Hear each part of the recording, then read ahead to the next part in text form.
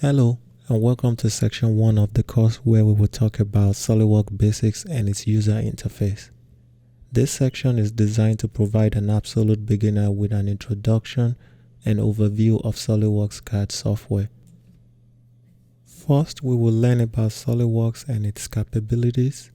Then I will show you where to download SolidWorks. Next, we are going to talk about the different SolidWorks file formats and how to create 3D models with design intent. Then we are going to talk about the SolidWorks user interface, and I'll show you how to open SolidWorks for the first time and start a new part file.